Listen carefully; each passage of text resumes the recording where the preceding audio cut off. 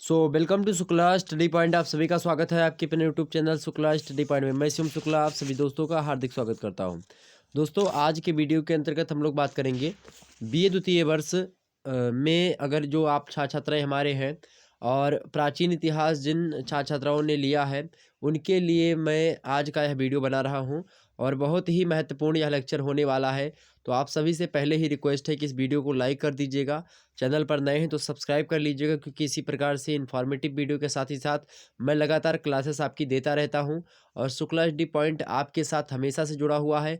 आपकी exam point of view से तैयारी करवाता है, तो आप सभी लोग अपना साथ दें ताकि आपको और अच्छा कंटेंट मैं प्रोवाइड करवा सकूँ। ठीक है, चलिए प्रारंभ करते हैं कक्षा को बिना समय गंवाए हुए। महासंग्राम रिवीजन क्लास है ये। अब इसमें हम जो है छोटे छोटे प्रश्नों को चर्चा करेंगे जो कि सारे के सारे पाठ्यक्रम से संबंधित होंगे। पूरा का पूरा पाठ्यक्रम कवर होगा। तो बीए द्वितीय वर्ष प्राचीन इतिहास अर्थात ancient history BA second year का पेपर 1 है ये। आपको पता है जब पेपर 1 मतलब कि आप जो है बीए द्वितीय वर्ष में होते हैं तो एक विषय के 2 पेपर आपके होते हैं, पेपर 1 और पेपर 2। तो पेपर 1 आज मैं डिस्कस कर रहा हूँ, उसके बाद में पेपर 2 जल्द ही आपके समक्ष आ जाएगा। ठीक इसी प्रकार से मैं डेली अब आपकी बीए द्वितीय वर्ष की क्लास चलवा दूंगा। और मतलब बीए ज़रूरी नहीं कि बीए ये प्राचीन इतिहास की चलेगी। हो सकता है किसी दिन सोशियोलॉजी की लगेगी, किसी दिन जो है शिक्षा शास्त्र की लगे, किसी दिन पॉलिटिकल साइंस की लगे। तो इस प्रकार से अलग-अलग सब्जेक्ट की जो है क्लासेस आपकी चलती रहेंगी।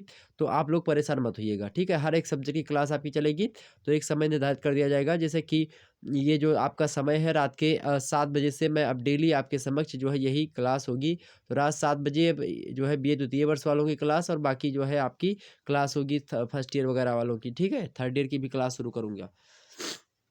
तो उत्तर भारत का राजनीतिक इतिहास 606 ईस्वी से लेकर के 1206 ईस्वी, ये पेपर का नाम है। आपकी प्राचीन इतिहास में जब आप पेपर 1 पढ़ते हैं तो पेपर 1 में आपको उत्तर भारत का राजनीतिक इतिहास पढ़ना होता है। और कहाँ से कहाँ तक 606 ईस्वी से लेकर के 1206 ईस्वी तक वाला जो समय काल है उसी के बारे में पढ़ेंगे हम। यहाँ से प्रश्न आपसे पूछे जाएंगे, जो भी प्रश्न पूछे जाएंगे वो सभी के सभी मैं बताने का प्रयास करूंगा। जल्द ही आपके समक्ष मॉडल पेपर देने का प्रयास करूंगा 2022 का, तो उसको देख लीजिएगा कैसे कैसे प्रश्न पूछे जाएंगे। उसको मॉडल पेपर में मैं रखूंगा। कैसे अतिलघु उत्तरीय बनेंगे, कैसे लघु उत्तरीय, कैसे दीर्घ उत्तरीय टाइप के प्रश्न बनते हैं, तो इन सभी को आपको बताने का प्रयास रहेगा। ओके, चलिए प्रारंभ करते कक्षा को बिना समय गवाए हुए। यहाँ पर हमने छोटे छोटे प्रश्नों को रखा है जो कि मोस्ट इंपॉर्टेंट है। आपकी परीक्षा ऑब्जेक्टिव होनी है तो आपके लिए भी इंपॉर्टेंट है, लिखित होनी है तो आपके लिए भी इंपॉर्टेंट है। ओके, सभी लोगों के लिए ये लेक्चर इंपॉर्टेंट है।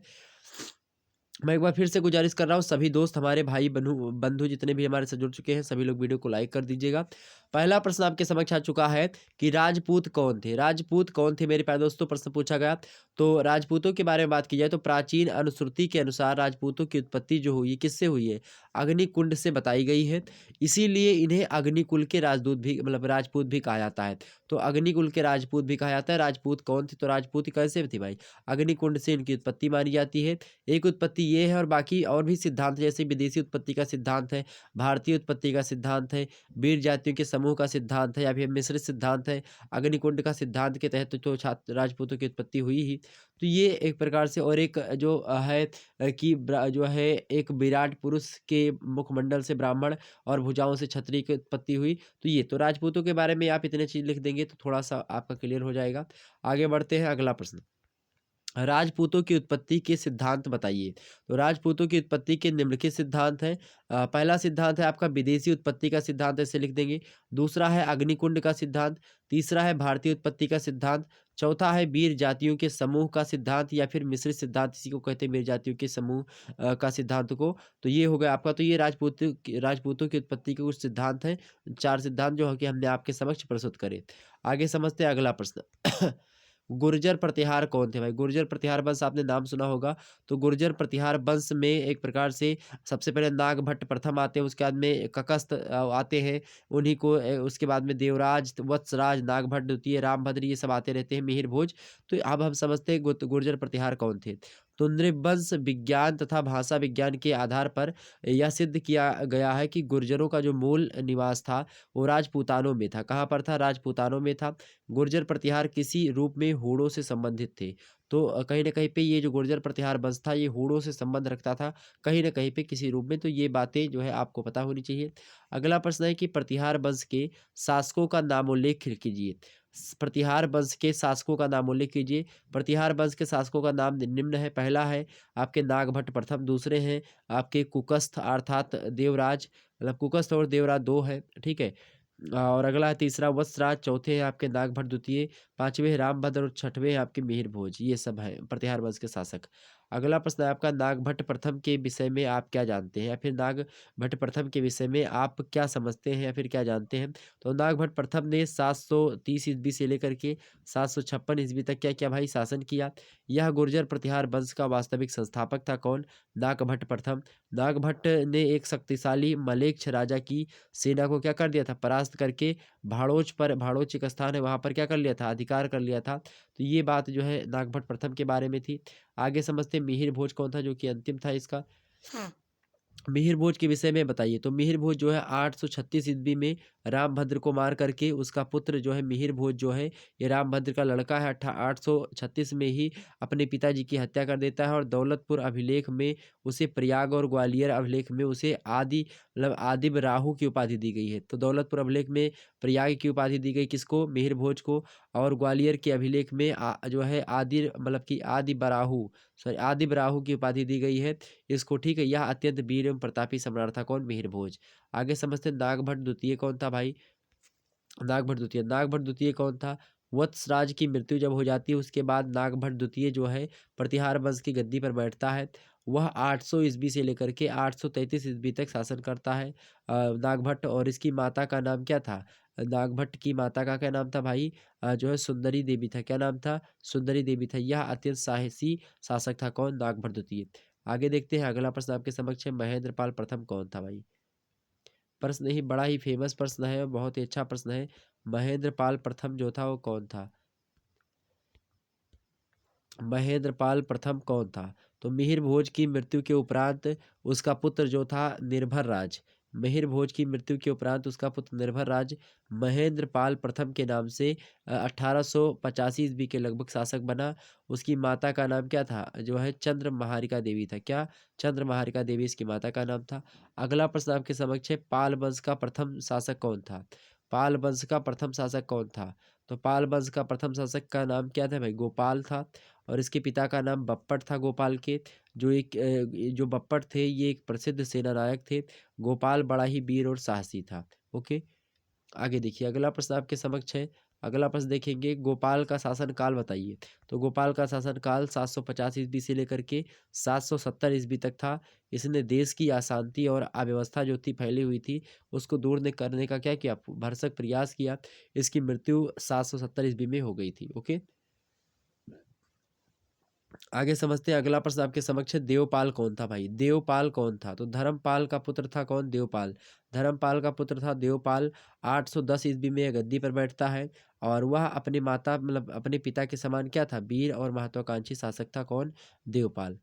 अगला प्रश्न है आपके समक्ष 12वां नंबर प्रश्न देखिएगा, सेन वंश के विषय में आप क्या जानते हैं? तो सेन वंश के पूर्वजों का निवास दक्षिण भारत माना जाता है। इस वंश के अभिलेखों से ज्ञात होता है कि सेन मूलतः मैसूर प्रांत के कन्नड़ भाषी प्रदेश में रहने वाले थे। ओके, अगला प्रश्न देखिएगा 13वां नंबर प्रश्न है आपके समक्ष। मैं इसको केवल पढ़ रहा हूँ, आपको समझना समझाने की कोई ज़रूरत नहीं। इसमें समझाने वाला कुछ कोई मुद्दा है ही नहीं। जब मैं एक एक टॉपिक पढ़ूंगा तब उसमें हम समझने का प्रयास करेंगे, ठीक है? यहाँ पर रिवीजन के तौर पर आप देख लीजिए, हर्ष का राज्याभिषेक कब हुआ था भाई? तो राज्यवर्धन की मृत्यु जब हो गई थी उसके बाद में 606 ईस्वी में हर्ष जो थे उनका जो है थानेश्वर के शासक के रूप में जो है सिंहासन पर ये रूढ़ हुए थे, मतलब सिंहासन पर बैठे थे 606 ईस्वी में। राज्यवर्धन की मृत्यु कब हुई? 606 ईस्वी में। 14वां नंबर प्रश्न है आपका कि हर्षवर्धन के विषय में आप क्या जानते हैं?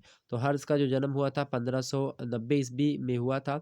इनके पिता का नाम प्रभाकर वर्धन था और माता का नाम जो है क्या था भाई? यशोमती था, महादेवी यशोमती। उनका मतलब बाल्यकाल राजवर्धन एवं नालंदा जो है नरेश के 2 पुत्रों के साथ व्यतीत हुआ। और वहीं उनकी शिक्षा दीक्षा हुई किसकी? हर्षवर्धन की। हर्ष की दिग्विजय के विषय में बताइए। तो हर्ष की निम्नलिखित दिग्विजय थी, जैसे वल्लभी के राजा के साथ युद्ध किया था इन्होंने। और अगला है विद्रोहों का दमन भी किया था। जो विद्रोह हो रहे थे इनके शासनकाल में उनका दमन किया था। पुलकेशिन द्वितीय से भी युद्ध किया था। सिंध पर भी आक्रमण किया था। तो ये कई आक्रमण उनके हैं।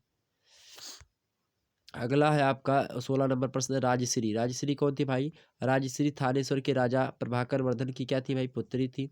कन्नौज के राजा गृहवर्मा की पत्नी थी। मतलब कन्नौज के राजा गृहवर्मा के साथ जो है राजश्री का विवाह कर दिया जाता है प्रभाकर वर्धन के द्वारा। मालवा के राजा जो है दवगुप्त और गौड़ शासक शशांक ने मिलकर के कन्नौज पर आक्रमण करके गृहवर्मा की हत्या कर देते हैं, जो कि राजश्री की पति है गृहवर्मा, इनकी हत्या कर दी जाती है। राजश्री को बंदी में डाल दिया जाता है और वह किसी तरह से वहां से भाग निकली। कौन? जो राजश्री थी, और सती होने का प्रयास किया, परंतु भाई हर्षवर्धन ने जाकर के उसे बचा लिया और पूर्णतः संरक्षण प्रदान किया। तो इस प्रकार से जो है ये राजश्री के बारे में कुछ बातें थी। आगे समझते हैं हम। 17 नंबर प्रश्न है आपका कि प्रयाग महामोक्ष परिषद क्या है भाई? तो हर्ष मतलब कि हर्ष प्रयाग में जो थे, उन्होंने प्रयाग में हर 5वें वर्ष में दान सत्र का आयोजन हमेशा क्या करते थे? हर 5वें वर्ष। इस समारोह में भास्कर वर्मा तथा ध्रुव भट्ट के अतिरिक्त 18 देशों के राजाओं ने भाग लिया था तथा 75 बात की जाए तो 75 दिन तक यह उत्सव चला था। प्रथम दिन बुद्ध, दूसरे दिन आदित्य, तीसरे दिन शिव और चौथे दिन सभी को दान दिया जाता था। उसने अपने राजश्री तथा राजाओं ने जो भेंट दी थी उसे भी अपने मतलब उसने दान कर दिया था। तो ये कई बातें थी उसके संबंध में। आगे समझते हैं गौंड नरेश जो है शशांक कौन था? तो शशांक बंगाल का शासक था। वह एक कट्टर शैव भक्त था। उसने गया के बोधि वृक्ष को कटवा करके गंगा में फेंकवा दिया था। वह बौद्ध विद्रोही शासक था। ह्वेन सांग के अनुसार उसकी मृत्यु जो हुई थी 637 ईस्वी के पूर्व में ही हो गई थी।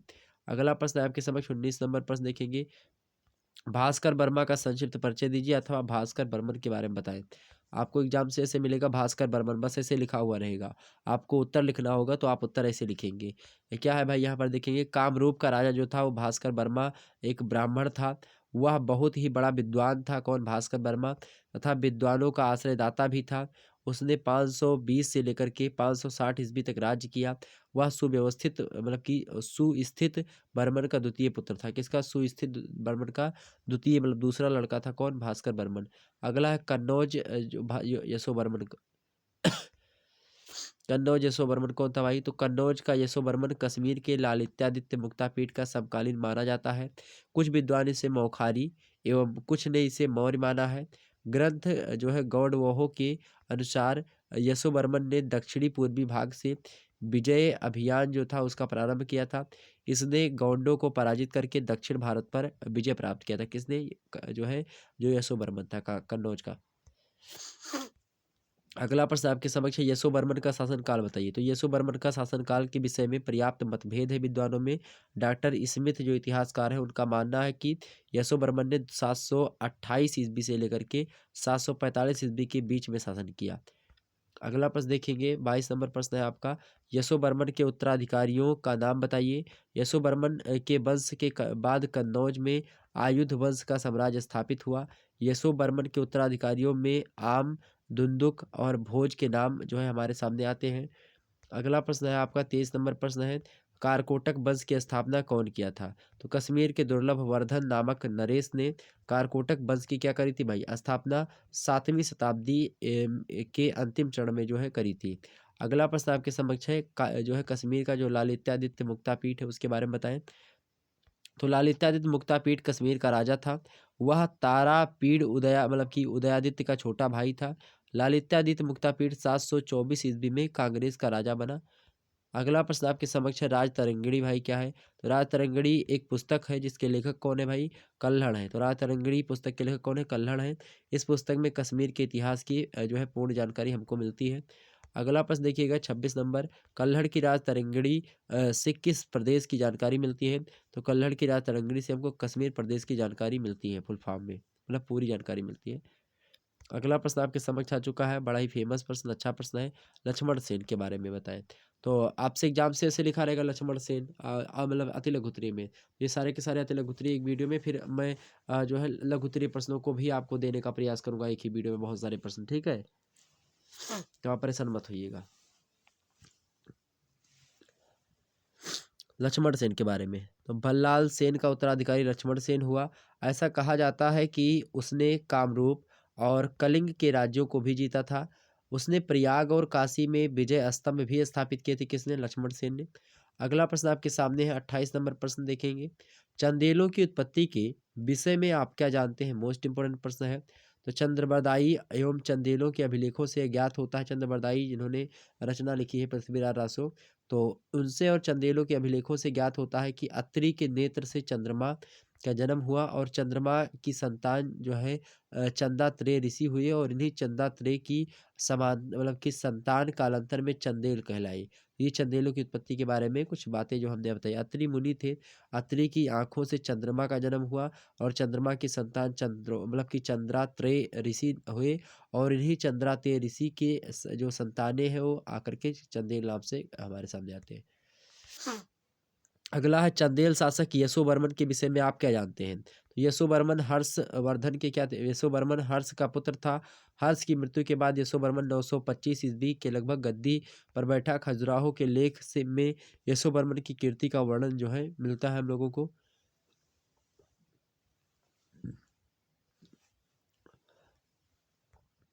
अगला प्रश्न आपके समक्ष 30 नंबर प्रश्न, धंग कौन था भाई? धंग जो था यशोवर्मन का क्या था? पुत्र था। इसकी माता का नाम पुष्पा देवी था। धंग 950 ईस्वी में शासक बना। खजुराहो के अभिलेख से ज्ञात होता है कि धंग का राज्य मिलसा से तमसा और यमुना से नर्मदा तक फैला हुआ था। ये मिलसा नदी है, तमसा भी नदी है, यमुना और नर्मदा ये सब नदियां हैं, तो यहाँ से यहाँ तक फैला हुआ था। अगला प्रश्न है, विद्याधर कौन था? विद्याधर कौन था? विद्याधर कौन था या चंदे मतलब अथवा चंदेल शासक धंग के बारे में बताएं। तो विद्याधर जो था गंड का पुत्र था। गंड की मृत्यु के बाद विद्याधर गद्दी पर बैठा। विद्याधर बहुत ही महत्वाकांक्षी शासक था, अतः वह बच कर निकल गया। उसके काल में चंदेल राज्य क्या था? चरमोत्कर्ष पर अपने पहुंच गया था। अगला प्रश्न है 32 नंबर प्रश्न, परमारों का निवास स्थान बताइए। परमार लोग कहाँ पर रहते थे? पहले परमार लोगों का निवास स्थान कहाँ था? गुजरात था, किंतु बाद में वे मालवा में जाकर के बस गए और धारा नगरी इनकी राजधानी थी। कौन नगरी? धारा नगरी। अगला प्रश्न है, भोज परमार के बारे में बताएं। तो सांस्कृतिक साहित्य में अमर लोकप्रिय पराक्रमी योद्धा अतुलनीय साहसी भोज अपने समय का अति विख्यात नरेश था। वह सिंधुराज का पुत्र था तथा अपने पिता की मृत्यु के बाद में वह 1000 ईस्वी में परमार राज सिंहासन पर बैठा। उसने मतलब उसके विषय में भोज चरित्र, कलचन, अभिलेख, उदयपुर प्रशस्ति तथा विक्रमांक देव चरित्र से पर्याप्त जानकारी प्राप्त हो जाती है। प्रमाणों से हमको विदित है होता है या फिर प्रमाणों से ज्ञात होता है कि उसके पराक्रम तथा व्यक्तित्व के कारण तत्कालीन समय में उसका बड़ा प्रभाव था। ओके। अगला प्रश्न आपके सामने है जो है 34 नंबर, मुंज कौन था भाई? तो वाकपति मुंज जो था सियक हर्ष का पुत्र था। सियक हर्ष की मृत्यु के बाद उसका पुत्र वाकपति मुंज शासक बना। वाकपति मुंज शासनकाल जो है 773 ईस्वी से लेकर के 955 ईस्वी तक माना जाता है, तो ये बात आप ध्यान रखिएगा। अगला प्रश्न आपके समक्ष है, अगला प्रश्न आपके समक्ष है प्रश्न नंबर 35, वाकपति मुंज के युद्धों का उल्लेख कीजिए। तो मुंज ने कलचुरियों से, गुजरात के चालुक्यों से, गुहिलों से और होड़ों से भी युद्ध किया था। अगला प्रश्न देखिएगा, चाहमान की उत्पत्ति के विषय में आप क्या जानते हैं? 36 नंबर प्रश्न, चाहमानों की उत्पत्ति के विषय में आप क्या जानते हैं? तो हम्मीर काव्य के अनुसार ब्रह्मा ने पुष्कर क्षेत्र में यज्ञ किया और यज्ञ की रक्षा के लिए सूर्य के संयोग से एक वीर की उत्पत्ति हुई जिसका नाम चहमान रखा गया और यहीं से चहमान वंश की उत्पत्ति मानी जाती है। 37 नंबर प्रश्न है, अरुणोराज कौन था? अरुणोराज जो था वो अजय राज का क्या था भाई? लड़का था, पुत्र था और ये बड़ा वीर था। अरुणोराज ने कुशवर्ग के राजा पर विजय प्राप्त की थी। मुसलमानों के आक्रमणों का सफलतापूर्वक सामना भी जो है अरुणोराज ने किया था। अगला प्रश्न आपके समक्ष 38 नंबर प्रश्न है, पृथ्वीराज तृतीय गद्दी पर कब बैठा? तो पृथ्वीराज तृतीय जो गद्दी पर बैठा था कब बैठा भाई? तो सोमेश्वर की मृत्यु के बाद उसका 15 वर्षीय पुत्र पृथ्वीराज तृतीय 1177 ईस्वी में गद्दी पर बैठा। अल्पायु होने के कारण से उसकी माँ कर्पूर देवी ने उसकी ओर से शासन किया। बाकी गद्दी पर तो पृथ्वीराज तृतीय ही बैठा रहता था। अगला प्रश्न, पृथ्वीराज रासो जो एक पुस्तक है चंद्रबरदाई की, ये जो है इसके बारे में बताया। तो चाहमान नरेश पृथ्वीराज तृतीय को प्रायः पृथ्वीराज चौहान के नाम से पुकारा जाता है। उसके विषय में अनेक साहित्यिक अनुश्रुतियों तथा अभिलेखों से जानकारी प्राप्त होती है। चंद्रबरदाई नामक प्रसिद्ध भाट कवि ने उनकी प्रशंसा में पृथ्वीराज रासो नामक वीर रस जो है वीर रस प्रधान काव्य की रचना करी। इस ग्रंथ से पृथ्वीराज तृतीय की व्यक्तित्व, जीवन तथा तत्कालीन राजनीतिक घटनाओं का पता चलता है। पृथ्वीराज तृतीय के विषय में पृथ्वीराज विजय से भी जानकारी मिलती है। मुसलमान इतिहासकारों ने भी उसके संबंध में अनेक बातें लिखी हैं। ओके, आगे समझते हैं। 40 नंबर प्रश्न आपके समक्ष है। तराइन का प्रथम युद्ध कब और किसके बीच में हुआ था? अथवा तराइन का प्रथम युद्ध, ऐसे आपको एग्जाम्स में लिखे हुए मिलेगा। तो तराइन का प्रथम युद्ध 1911 ईस्वी में पृथ्वीराज चौहान और मोहम्मद गौरी इन दोनों के बीच में तराइन के मैदान में हुआ था, इसीलिए इसको तराइन का प्रथम युद्ध कहते हैं। 1191 में तराइन का प्रथम युद्ध हुआ था और 1192 में तराइन का द्वितीय युद्ध हुआ था। इस युद्ध में मोहम्मद गौरी जो था वो हार गया था, ओके, पृथ्वीराज चौहान से। अगला प्रश्न 41 नंबर प्रश्न, गढ़वाल वंश का प्रथम शासक कौन था? तो गढ़वाल वंश का प्रथम शासक कौन था? यशो विग्रह जो था वो गढ़वाल वंश का प्रथम शासक था। अगला प्रश्न आपका 42 नंबर प्रश्न देखने का प्रयास करें आप सभी लोग। गोविंद चंद्र ने किन किन राजाओं से युद्ध किया था भाई? गोविंद चंद्र ने जो है निम्नलिखित राजाओं से युद्ध किया था। उनमें कलचुरी वंश के साथ भी युद्ध इसका दिखाई देता है गोविंद चंद्र का। परमार वंश के साथ भी युद्ध किया था गोविंद चंद्र ने, और चंदेलों से भी युद्ध किया था गोविंद चंद्र ने, परमार वंश से भी युद्ध किया था। तो ये इन्होंने कई युद्ध जो है किए थे। अगला प्रश्न आपके समक्ष, जयचंद कौन था भाई? 43 नंबर प्रश्न, जयचंद। तो जयचंद जो था वो विजय चंद्र का क्या था भाई? पुत्र था।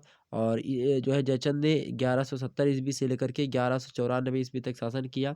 इसको जयचंद इसीलिए कहा जाता है कि जिस दिन इसका जन्म हुआ था उसी दिन उसके पितामह ने जो है दसार्ण पर विजय प्राप्त करी थी, इसीलिए इसको जो है जयचंद के नाम से जाना जाता है। अगला प्रश्न आपके समक्ष 44 नंबर, संयोगिता किसकी पुत्री थी भैया? संयोगिता किसकी पुत्री थी तथा वह किसकी वीरता पर मुग्ध हो गई थी? कौन संयोगिता? एक पुस्तक भी संयोगिता स्वयंवर आप लोगों ने शायद ना देखी हो, तो मतलब पढ़ी हो। तो संयोगिता जो है किसकी पुत्री थी भाई?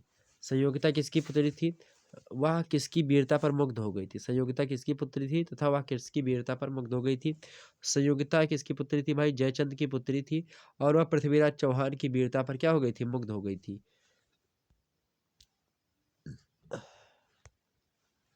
अगला प्रश्न है 45 नंबर, कलचुरियों के विषय में आप क्या जानते हैं? तो कलचुरियों को प्राचीन हैहय क्षत्रिय कहा जाता है। इस वंश को हैहय वंश या फिर चेदी वंश के नाम से पुकारा जाता है। क्षत्रिय वीर सहस्त्रार्जुन ये मतलब इनके आदि पुरुष थे। किसके? मतलब कलचुरियों के, हैहय वंश से क्षत्रिय, इनका उल्लेख जो है पुराणों में भी मिलता है। ठीक, आगे समझते हैं हम। गांगे देव कौन था? 46 नंबर प्रश्न है, गांगे देव कौन था भाई? गांगे देव कौन था प्रश्न आपसे पूछा गया है। तो गांगे देव एक बड़ा प्रतिभाशाली सम्राट था। अपनी विजयों के कारण विक्रमादित्य तृतीय की उपाधि धारण करने मतलब कि इसने किया था, किसने? गांगे देव ने। और गांगे देव 1019 ईस्वी में अपने पिता कोकल द्वितीय की मृत्यु के बाद में सिंहासन पर बैठा था। अगला प्रश्न आपके समक्ष है 47 नंबर, लक्ष्मीकरण के विषय में आप क्या जानते हैं? तो 1041 ईस्वी में गांगे द्वितीय की मृत्यु के बाद उसका पुत्र लक्ष्मीकर्ण चालुक्य वंश की गद्दी पर बैठा। उसने 1072 ईस्वी तक जो है राज्य किया और कलचुरियों की शक्ति को चारों ओर क्या करा? फैलाया। अगला प्रश्न है 48 नंबर प्रश्न है, महमूद गजनबी। प्रश्न क्या है भाई? महमूद गजनबी का सर्वाधिक प्रसिद्ध आक्रमण कौन सा है और कब हुआ? आक्रमण कब और कहाँ हुआ? तो महमूद गजनबी का सर्वाधिक जो है प्रसिद्ध आक्रमण 1026 ईस्वी में सोमनाथ के मंदिर पर हुआ था। अगला प्रश्न आपके समक्ष है 49 नंबर प्रश्न है, मोहम्मद गौरी कौन था? मोहम्मद गौरी एक महत्वाकांक्षी एवं कट्टर मुसलमान शासक था। वह गजनी और हिरात के बीच छोटी सी पहाड़ी पर स्थित गोर प्रदेश का निवासी था। उसका वास्तविक नाम मोइनुद्दीन गौरी उर्फ शहाबुद्दीन गौरी था। किसका? मोहम्मद गौरी का। अगला प्रश्न है 50 नंबर, मोहम्मद गौरी के भारत पर आक्रमण के क्या उद्देश्य थे? तो भारत पर मोहम्मद गौरी के आक्रमण के निम्न उद्देश्य थे, जैसे कि पहला उद्देश्य यही मान सकते हैं आप कि धन की लालसा थी और धन लूटना चाहता था। गौर साम्राज्य की रक्षा करना भी चाहता था ये। इस्लाम धर्म का प्रचार करना चाहता था मोहम्मद गौरी। स्वदेश गौरव मतलब कि स्वदेश गौरव में वृद्धि करना चाहता था, अपने देश की गौरव गाथा को बढ़ाना चाहता था। ख्याति प्राप्ति की लालसा इसको थी। तो ये कई कारण थे। ओके, अगला प्रश्न आपके समक्ष है 51 नंबर प्रश्न आपके समक्ष है, देखिएगा। 51 नंबर प्रश्न है, राजपूतों की पराजय के क्या कारण थे अथवा मुस्लिम आक्रमणकारियों की सफलता के क्या कारण थे? तो चूंकि जब राजपूत जो है असफल होंगे, पराजय होंगे, तभी मुस्लिम आक्रमणकारी सफल होंगे ना। तो वही, चाहे दोनों प्रश्न पूछा जाए एक ही बात होगी। तो भारत में राजनीतिक एकता का अभाव था जब मुसलमानों का आक्रमण हुआ। राजपूतों की में कूटनीति का अभाव था। राष्ट्रीय भावना का अभाव था। मुसलमानों का कुशल नेतृत्व था, इसलिए वो लोग आगे आगे बढ़े।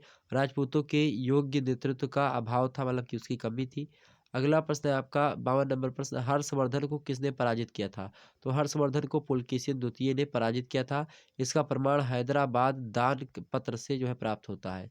अगला प्रश्न है जो है 53 नंबर प्रश्न, चीनी यात्रियों के नाम बताइए जिसने चीनी जो है यात्रियों के नाम बताइए जिन्होंने भारत की यात्रा किया था।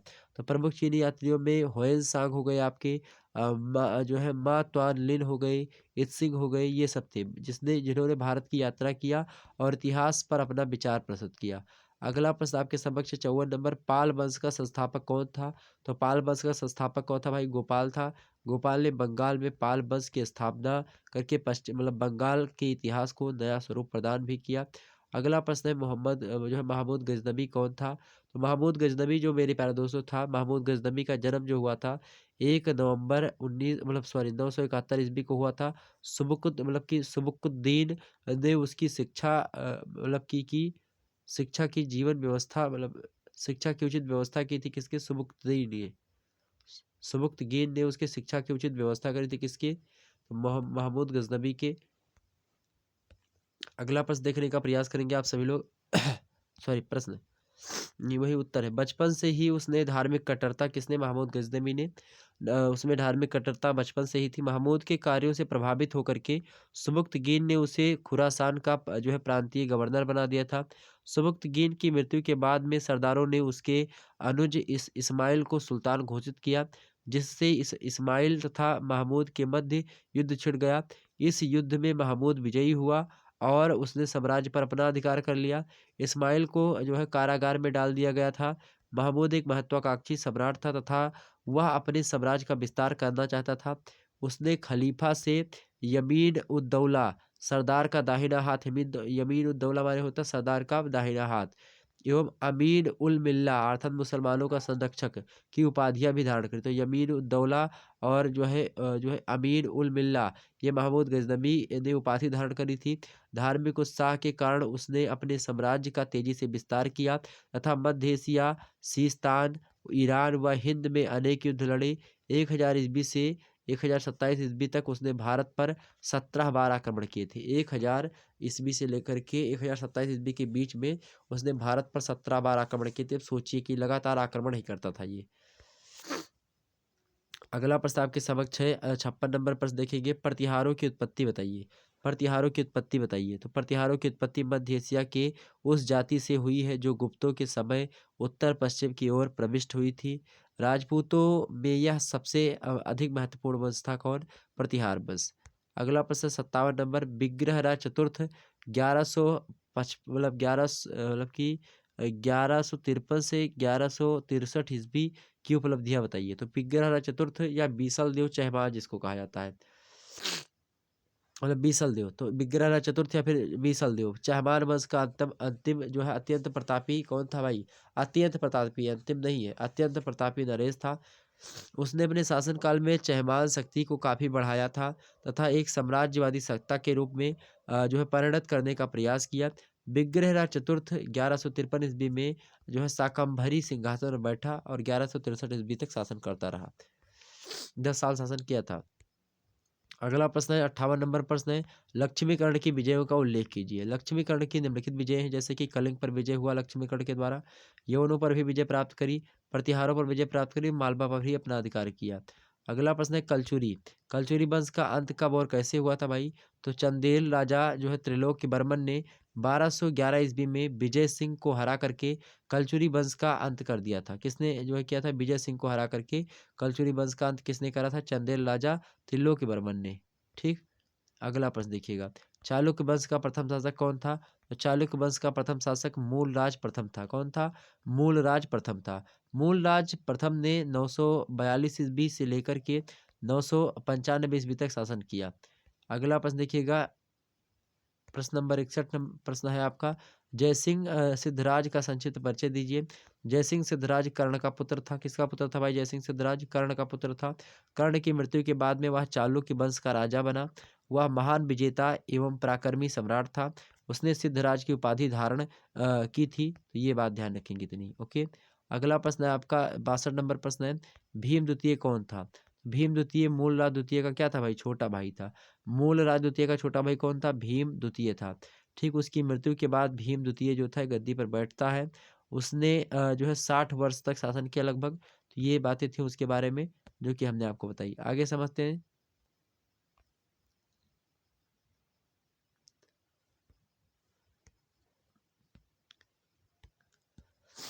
63 नंबर प्रश्न है आपका कि अरबों ने सिंध पर कब और किसके नेतृत्व में आक्रमण किया? तो अरबों ने सिंध पर 712 ईस्वी में मोहम्मद बिन कासिम के नेतृत्व में सिंध पर आक्रमण किया था। अगला प्रश्न है, मोहम्मद बिन कासिम की विजयों का नाम उल्लेख कीजिए। तो मोहम्मद बिन कासिम की निम्नलिखित विजय हैं, जैसे कि देवल पर विजय प्राप्त करी थी, नीरुन पर विजय प्राप्त करी, साहेवान विजय इसकी खास करके जानी जाती है, सीसम विजय, ब्राह्मण जो है ब्राह्मणावाद पर विजय, ये सारी विजय जो है मोहम्मद बिन कासिम की है। अगला प्रश्न है 65 नंबर, अरबों की सिंध पर विजय क्या भाई? अरबों की सिंध पर विजय का भारत पर प्रभाव। अरबों की सिंध पर विजय का भारत पर प्रभाव बताइए। तो अरबों की सिंध विजय का भारत पर सामाजिक, राजनीतिक, धार्मिक, आर्थिक तथा सांस्कृतिक क्षेत्र पर काफ़ी गहरा प्रभाव पड़ा। अगला प्रश्न आपके समक्ष है 66 नंबर, महमूद गजनबी ने क्या किया भाई? महमूद गजनबी ने भारत पर कब तथा कितने बार आक्रमण किया? तो 1027 ईस्वी में उसने भारत पर 17 बार आक्रमण किया और बड़ा सा धन जो है सम्मति लूट करके भारत से ले गया था। अगला प्रश्न है 67 नंबर प्रश्न देखेंगे, महमूद गजनबी के भारत पर आक्रमण का क्या प्रभाव पड़ा? महमूद गजनबी के भारत पर आक्रमण का जो प्रभाव पड़ा है, महमूद गजनबी के आक्रमणों का निम्न प्रभाव भारत पर पड़ा। पहला प्रभाव यही है कि अपार धन संपत्ति की हानि हो जाती भारत की, स्थापत्य कला के नमूने का ह्रास हो जाता है, कमी आती है उसमें स्थापत्य कला में। भारतीय सैनिकों की दुर्बलता का ज्ञान जो है हमको हो जाता है।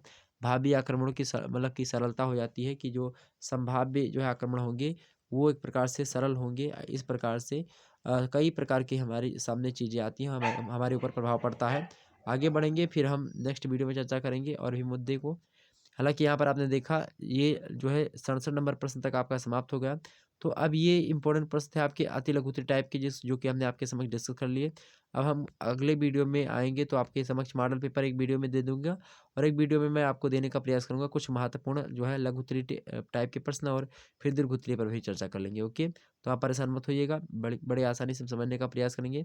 तो आपने इस वीडियो के माध्यम से जो है प्राचीन इतिहास के मोस्ट इम्पोर्टेंट जो है क्वेश्चन आंसर्स को देखा। उत्तर भारत का राजनीतिक इतिहास 606 ईस्वी से लेकर के 1206 ईस्वी में इस प्रकार के प्रश्न आपके अति लघुत्तरी से आते हैं जो कि हमने आपके समक्ष बता दिए। ओके, चलिए फिर मिलते हैं नेक्स्ट वीडियो में। तब तक के लिए जय हिंद, जय भारत। आप सभी का बहुत बहुत धन्यवाद हमारे से जुड़ने के लिए। इसी प्रकार से अपना प्यार दुलार हमेशा बनाए रखें। धन्यवाद आपका, बहुत बहुत धन्यवाद मेरे प्यारे दोस्तों। ओके, चलिए तो आप लोग वीडियो को लाइक और शेयर ज़रूर कर दीजिएगा क्योंकि मेहनत लगती है कंटेंट को बनाने में। बहुत जल्दी हमने आपको समझाने का प्रयास किया ताकि आपके कम समय में ज़्यादा चीज़ें आपके समक्ष प्रस्तुत हो जाएं। तो आप सभी लोगों ने देखा होगा, वीडियो को 2 से 3 बार सुनेंगे, आपके दिमाग में कुछ ना कुछ बातें जरूर फंसेंगी। बाकी आप विस्तार से पढ़ते रहिएगा अपनी बुक वगैरह में। यहाँ पर आपने कुछ मात्रा में थोड़ा सा रिविजन के तौर पर हमने इसको दे दिया आपके समक्ष ताकि आपके माइंड में जो चीज़ें आपने पढ़ रखी है वो क्लिक हो जाए। ओके, धन्यवाद।